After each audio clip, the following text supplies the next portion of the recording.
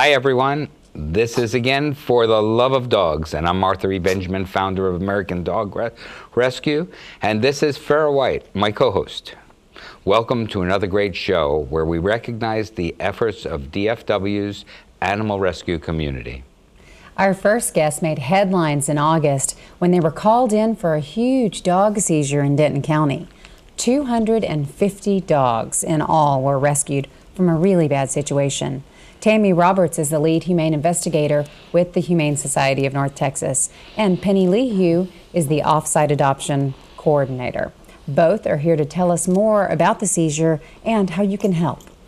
Tell us about what actually happened at that seizure and how you got involved.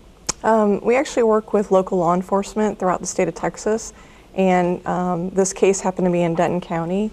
The rescue that we actually rescued from had been representing herself as a no-kill facility, had been in business for many, many years. And Denton County Sheriff's Office called us when they received some complaints about some serious issues at this facility. And they called us in to assist with the seizure of the animals and the care of the animals. And what were some of the conditions? They were pretty horrific. Most of the dogs lived in very small cages. A lot of them lived in crates. Many of them lived in tin buildings. We did the seizure August 1st, and the temperatures at that time were over 100 degrees. During that time, we've located some of the dogs in some of the pens that temperatures reached with our temperature gun over 140 degrees in some of those buildings. Most of them were individual and kept by themselves in really, horrific conditions.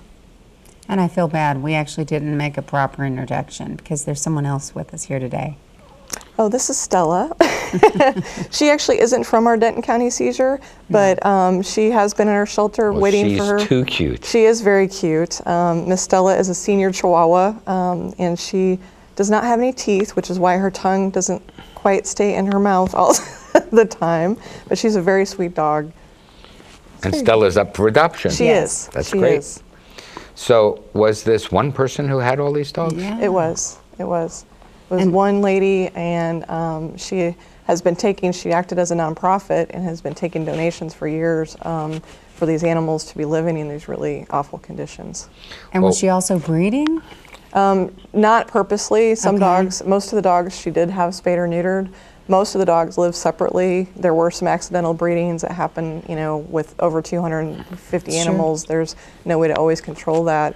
A lot of the animals lived in the house. She had many in the house, and the house was completely unlivable even for a person.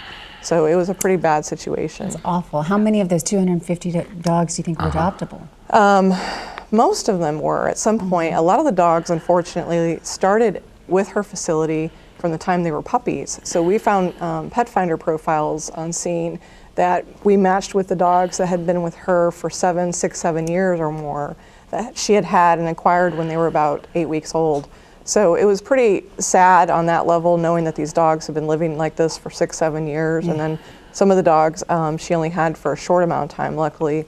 But all in all, it was just a really bad situation. So how many have found homes? We are down to, thankfully, approximately 50 dogs that are available. So once the case was over and we had gone to court, we started adopting immediately, started working with our placement partners and our rescues that took in a lot of the dogs, and we've been very grateful for that support. So we're about, at our shelter right now, there's about 50 dogs left. And those are larger dogs, I understand. Larger dogs, yes. Some small dogs, but the majority of them are medium-large dogs. Most of the dogs during the case were large dogs, which made it very difficult for our shelter to facilitate the transport and the housing, but she did have probably approximately 20 to 30 smaller dogs, which now, up until yesterday, I think all of them, those dogs have been adopted.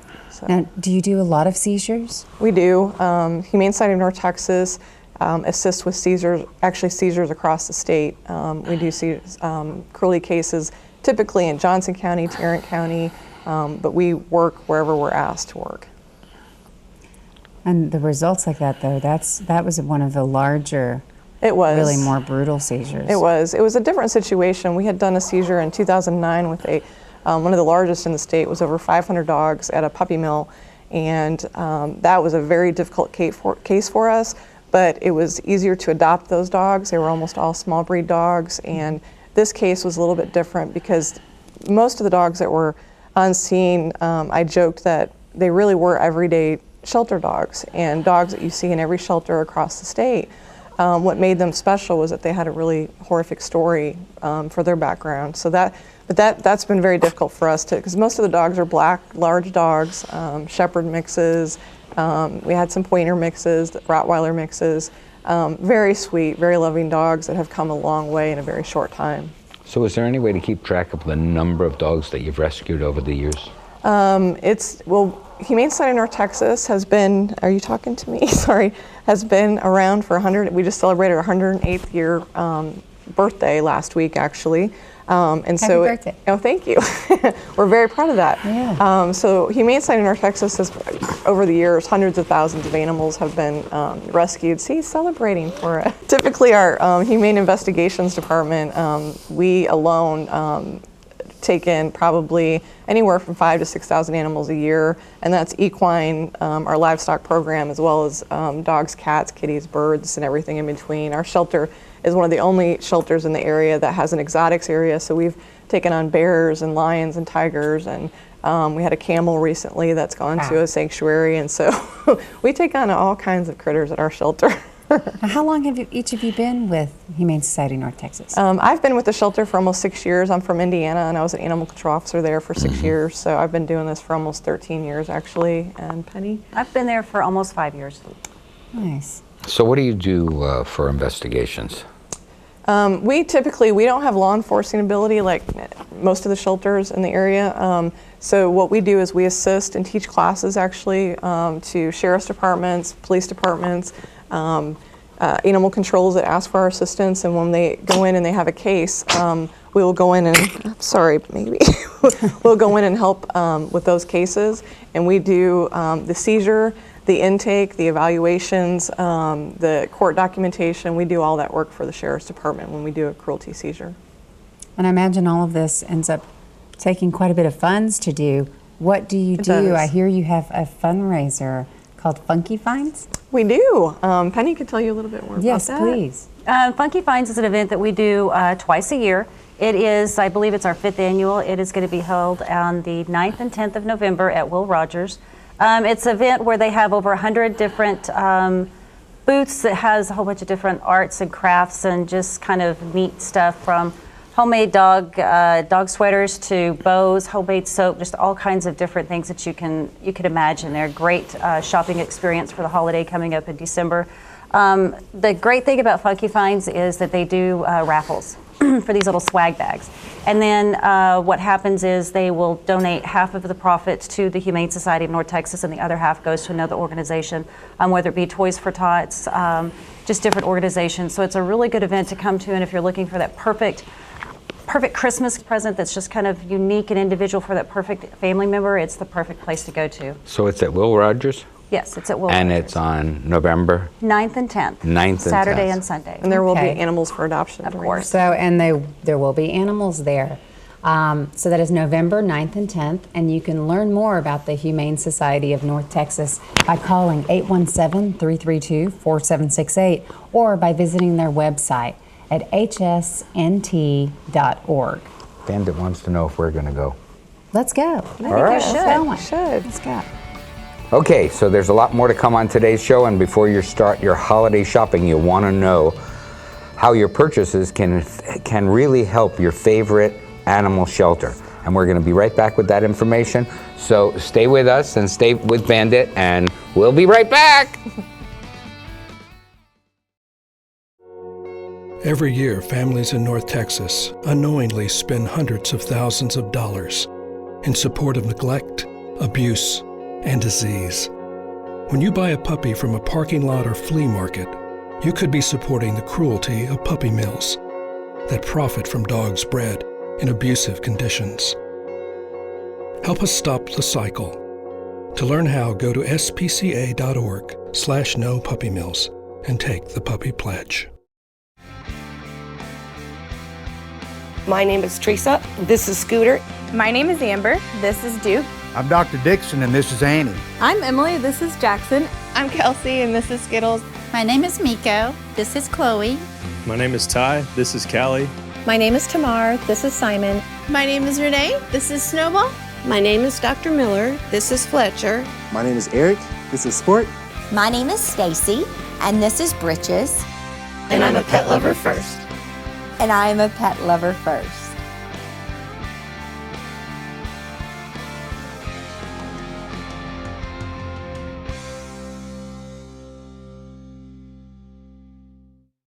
So, I got this new family, and I don't know what it is about this one, but she can't seem to put down that toy all day long. Tap, tap, tap, tap. Oh, and she even talks to it. She talks to that more than she talks to him. What's up, bro? Nice shirt. Who's she talking to? Her mom? She talks to her mom a lot. So, I'm kind of new here, but I've noticed a trend. My human does this funny thing where she goes around and gets all my toys, and then she hides them in that basket by the door. But it's always the same basket, and it's always in the same place. And then she acts so surprised when I find them, but, she's putting them in the same basket. Again. It's like, hello, that's where you put it last time. You were the worst at hide and go seek.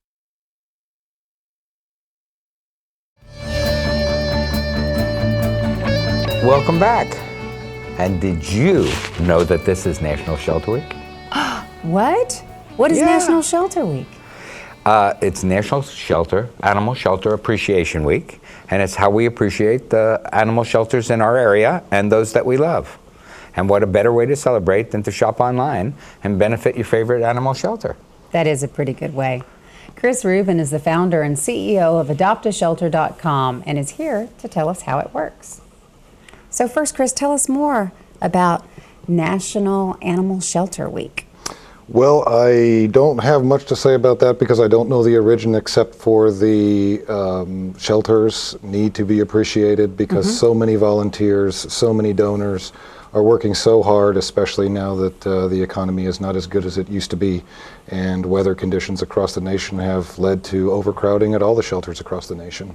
So this is a great time to simply reach out and let those folks who are doing the hard work know that they're appreciated. That they're appreciated. Did you come up with the idea? I did, along with 3 other partners. We just found a need for shelters to have other sources of revenue because donations are down, traditional fundraising opportunities are not yielding the same results, and we just decided to apply some of the new economy methods to an old world problem, which is animal shelters needing money. How many shelters are involved? About 1,500 so far in all 50 states. That's over quite a 300 bit. in Texas. Nice. How many in Texas? Over 300 in Texas are Wow. participating. Wow. Now, are you a Texan? I am. From Tyler, Texas. There you go. So did you originate it here? Did you reach out to the Texas Yes, rescues first? I've been in the pet industry for 25 years. We have done a lot with shelters through other business ventures that I've been in. And it just became very obvious that there needed to be a new method for raising money. So how do they benefit? They benefit by, if you shop online from Amazon to Zazzle and 500 other merchants, everything you buy from toilet paper to travel earns a donation for the shelter of your choice. It's free to the shelters, it's free to you. Wait a minute, I didn't realize that. So anything they can buy on any site and they can buy anything, and that organization through yours will give a certain percentage to the rescue. Whether it's PetSmart, Walmart.com, it can be an obscure website. Like I said, we have over 500 merchants in our mall, all of which donate a portion of every sale of everything you buy. So what's your favorite shelter on the list? I don't have one. They all have a big need, so if I picked a favorite shelter, then I wouldn't be doing all the other ones justice. I just wanted to see if I could corner you. And you know what? I feel bad. We're being so rude. Tell us who you brought with you. I brought Jada with me today. She is a beautiful black lab that we found in Munster, Texas. Her and her brother were dumped on the side of the road.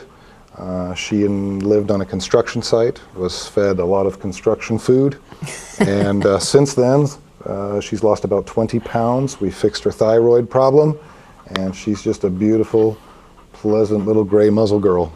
Wow. Yes, she really is. That's pretty funny to think. Normally, when you think of dogs that are abandoned, you think of them going hungry. So this gal was eating hot dogs and Doritos and such every day, and probably everybody wanted to feed her. She probably really didn't like being adopted. It's like the only Better case for we've her ever health. had on this show where she's like, hey, where's my construction site? Put a little relish and mustard on that one. Yeah, but that would be really hard because I'm guessing there's still a lot of trucks and a lot of danger that she was in probably all of the time. But she sure is nice and calm. She is so sweet. She really What a is. sweet girl. So with the holidays coming up, this is a great idea, right? I think so. You know, a lot of people have moved to the online shopping venue, whether it's Amazon or their favorite online retailer. More and more people want to avoid the Black Friday crowds. Cyber Monday is growing greater than any other shopping day. And this is just a great way to make your shopping dollars count. As we say, just shop to donate. And I understand that you've got a video on your website that explains how it works. But so how do you know how people do it? They just go on. You would pick your favorite shelter, whichever one is that you choose, and from there you just simply click through to the mall, pick Amazon or any other retailer that you want to shop for. It recognizes you the same way as if you went to that retailer directly. And by way of going through adoptashelter.com, that is how the retailers pay what are called commissions, and we repurpose those over to the shelters. This is the same way Google makes money, except we actually don't keep it. We send it back to the shelters where it's needed. That's great. What a great concept. So they go to your site. Pick a shelter. Pick a shelter and then go through Go that. shopping. Yeah, that's great. That is great. It's a Do you very do simple. any other fundraisers for shelters? No, this is the one that we focused on. This is a passion play for me, and my full-time job is in the pet industry with a treat company. Nice. So we do come in contact with people all the time Sure. who want to help. If people wish to donate directly to the shelters, each shelter has a profile page where people can send their checks directly to the shelter. We don't accept donations that way. We only accept them through the shopping. So can you get to your company through the site? The manufacturing company? The one that sells the bones? No, because we are a large manufacturer who tends to supply the Walmarts and Targets of the world. And so we don't necessarily want to compete with those that we That's supply a shame. to. Those bones are beautiful. Yeah. They are. They've got some beautiful bones. But it's nice because you're making it all about the shelters. It needs So to be. that's good. That's where the help is needed. Yeah. Wow, it's wonderful. You can read more about how adoptashelter.com can help your favorite animal shelter by visiting adoptashelter.com or going to their Facebook page. Chris is also on Twitter and YouTube. He twits, has been known to twit. Well, we're going to take another short break, and then we're going to come right back. So, Bandit says, I'm a twit. and stay with us. And he was talking about me.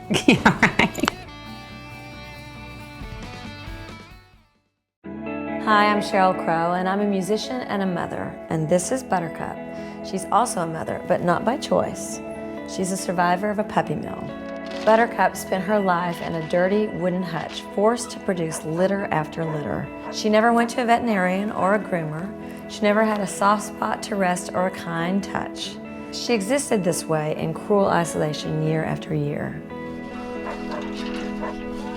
Puppy mills are mass production factories where mother dogs suffer their entire lives, producing nearly 100% of puppies sold in pet stores and on the internet. When these dogs are no longer able to produce, they are often destroyed. Buttercup's nightmare ended the day Animal Rescue Corps saved her life. She finally knows what it means to have a loving family. But for the millions of dogs suffering in the estimated 15,000 puppy mills across the United States, this nightmare continues. Animal Rescue Corps and I ask you to visit your local shelter or rescue when choosing your next animal companion. You will not only be saving a life, you will be helping put an end to this cruel industry. Please go to animalrescuecorps.org to learn more about ending puppy mills. Buttercup and I thank you.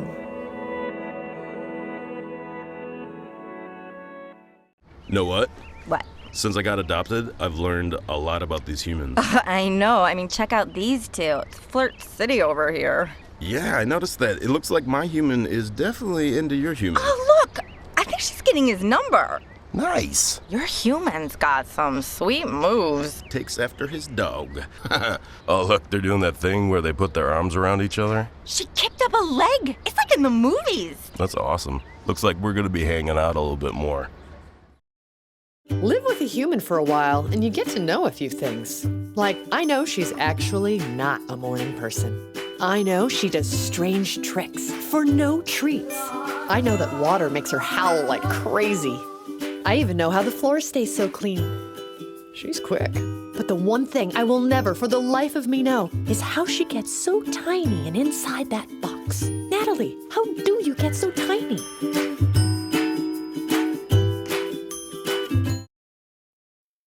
So, I just moved in with his family, and it's embarrassing. The little one, he likes to go outside and crawl around in the giant litter box. I don't know what he's doing. I mean, I was born and I knew how to use the litter box. Look at that! That's disgusting! Oh, poop already! You're making me nervous. Oh, okay, I can't look at this anymore. I really hope he grows out of this, for his sake.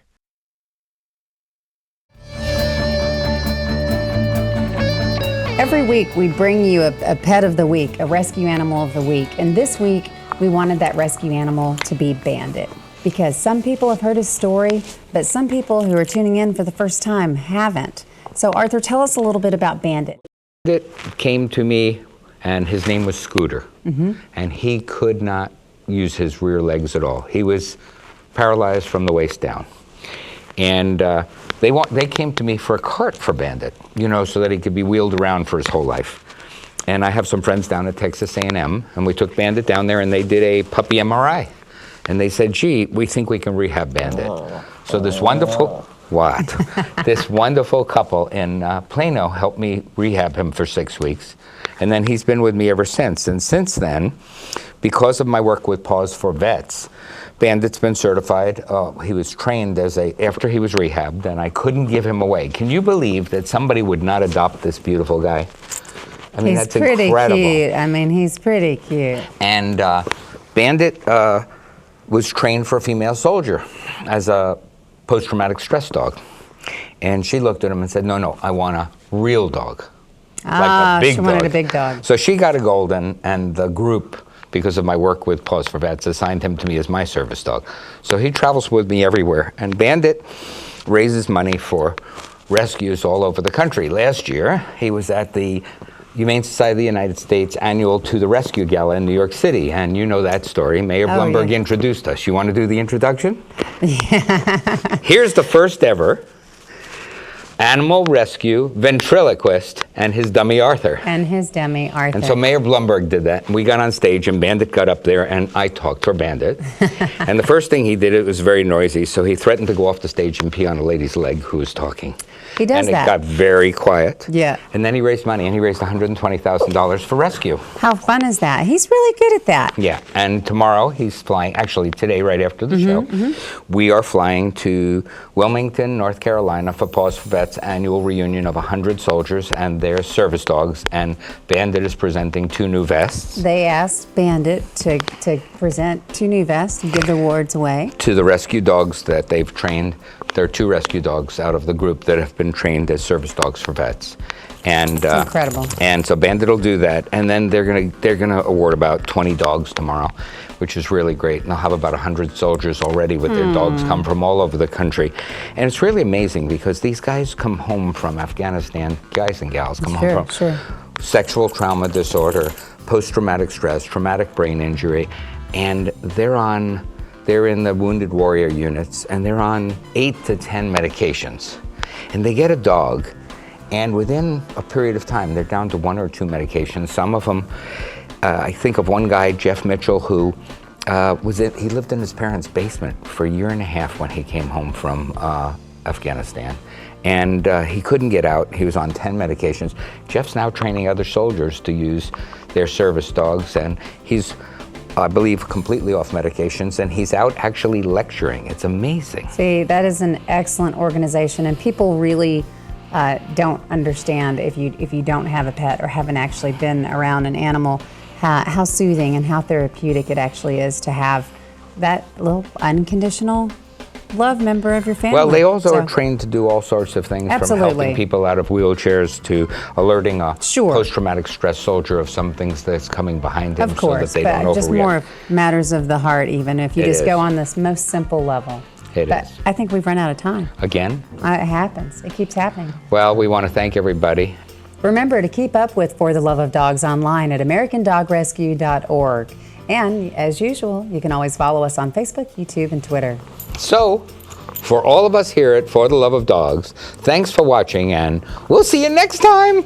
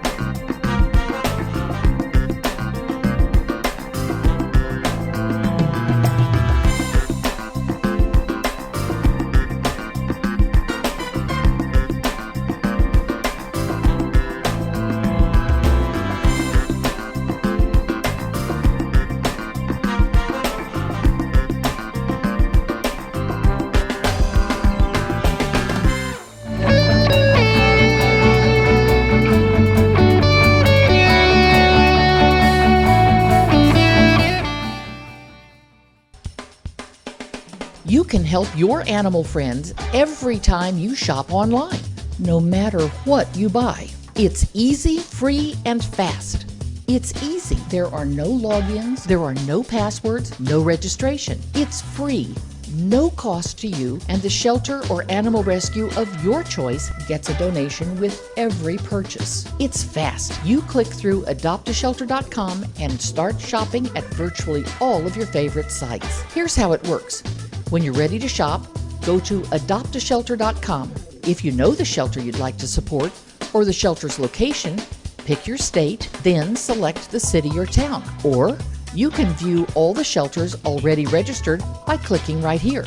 If you don't see the shelter you want to support, you can add it to our list by clicking here and filling out the form. Now you're ready to shop. Click on the Shop Now button and go right to the mall. Then click on the site where you want to shop and shop like always. Hundreds and hundreds of stores and online shopping sites are represented, and every time you make a purchase, you are making a contribution to the shelter or animal rescue of your choice. Easy, free, and fast never sounded so good.